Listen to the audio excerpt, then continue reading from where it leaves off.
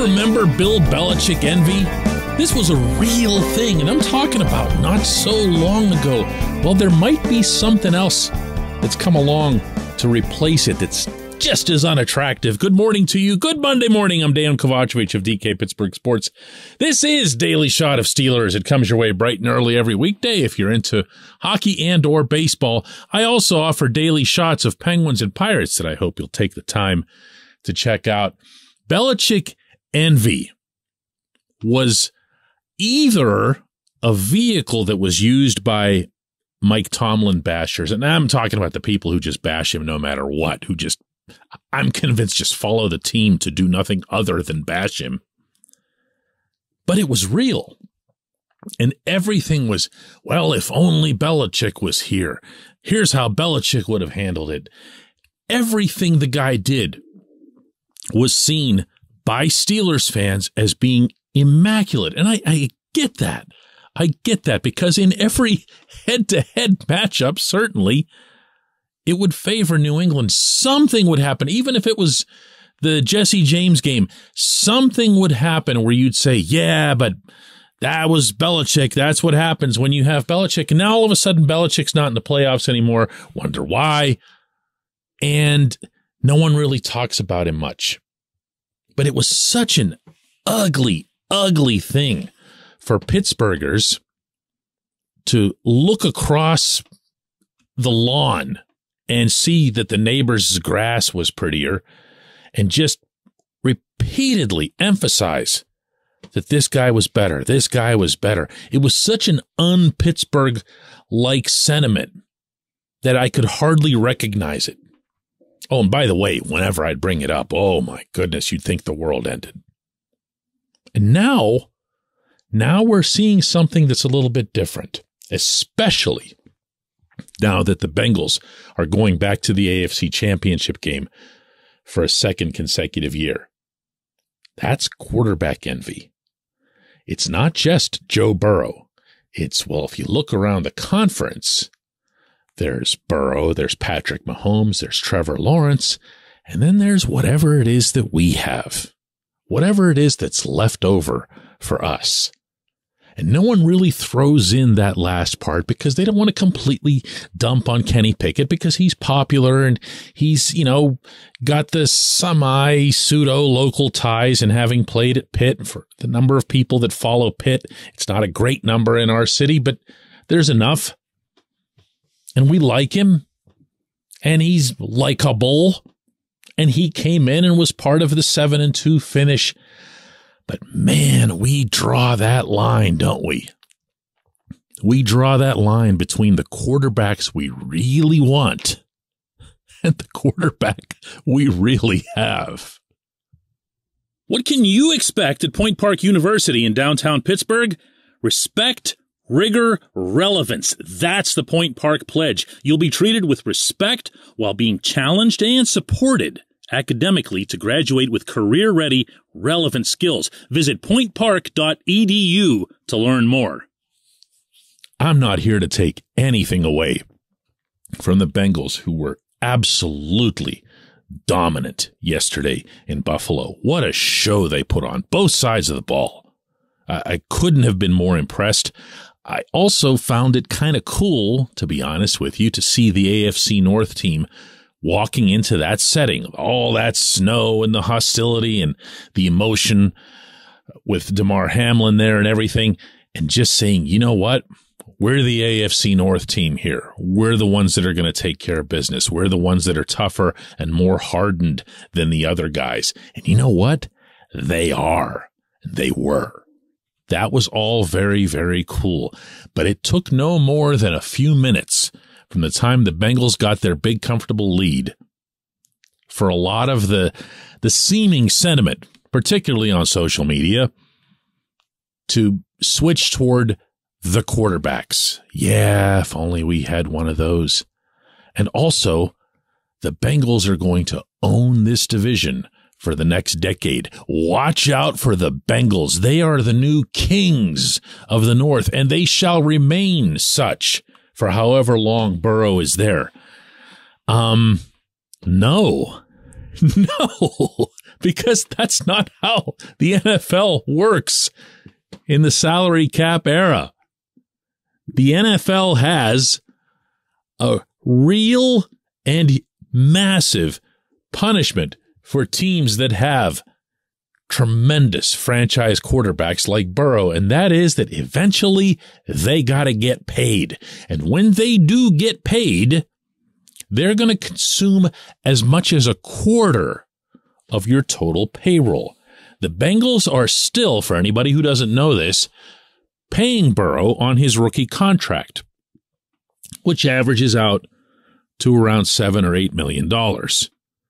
Obviously, he is the bargain in the league, bar none. There's no one that comes close. But Bengals management, all the way up to the Brown family, has stated, and I have no doubt they'll follow through on this, that they're going to sign Burrow to a massive extension this summer. If I had to guess, it'll at least challenge the one that the Chiefs signed with Mahomes. And when that happens, the balance of power in the AFC North will, however much or however little, but surely start to slip away from Cincinnati, because there's a lot of players that they won't be able to keep, the same way we saw the Steelers being unable to keep so many. In fact, that was the running theme around here for so many years. Oh, if only it wasn't for this cap, we wouldn't have to let this guy go or that guy go. Or, Mike Hilton go. Still a huge mistake, by the way, but I don't want to get off on that tangent right now. The money will start to move away from Cincinnati, because they're also going to have to pay Jamar Chase and T. Higgins. And at some point, Burrow's going to get kind of sick of having to play behind a patchwork offensive line, and he's going to do more insisting that they fortify that area. And then what's going to happen to the other side of the ball? What's going to happen to the defense? They're not going to be able to spend as much, and things tend to balance themselves out. This is what you have in a cap league. I'll take this further to include Baltimore, since John Harbaugh said this week that the Ravens are 200% certain. 200%, the man said, not aware of the mathematical impossibility, apparently, that Lamar Jackson will be back in 2023. He'll either get franchised or they'll sign him to the extension. And given the fact that they've really achieved little in extension talks for a couple of years now, and the ugly way in which things ended with Lamar and the Ravens, with them casting doubts, and rightly so, over whether or not he dogged it with that injury down the stretch, we'll see what ends up happening there. But if I'm a Pittsburgh fan, here again, you're hoping for the long-term extension. You're hoping for them to keep him there and eat up a massive chunk of payroll for years. Whereas here in Pittsburgh, regardless of what it is that you think of Kenny or even his potential, you know that Kenny's going to be operating on his rookie contract for the foreseeable future. You also know that the same is true for a decent chunk of the offense. That means the cap space is there, and is going to be there for the next couple of years to fortify the holes that very much remain on defense. I think that can be done. And I wouldn't be looking anywhere else in any envious way when it does. When we come back, J1Q.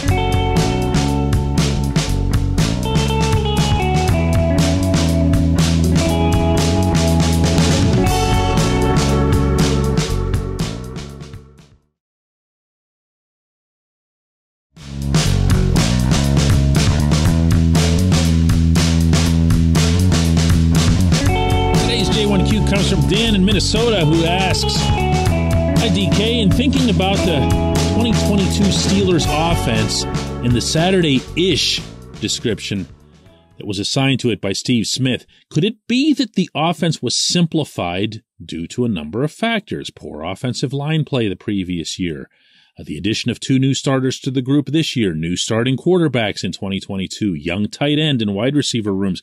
These factors might have contributed to the offense being simplified, and once the units got it, the offense improved over the course of the season. So if all of this is true, then is this maybe the plan to keep Canada into next season and expand things for the group to grow into, or am I just engaged in wishful thinking? You know, Dan, I could buy this theory the way you present it. I could look at the way this team came together over the course of the season, got better, added a couple of things that weren't there earlier in the year, notably in the very specific area of throwing across the middle of the field.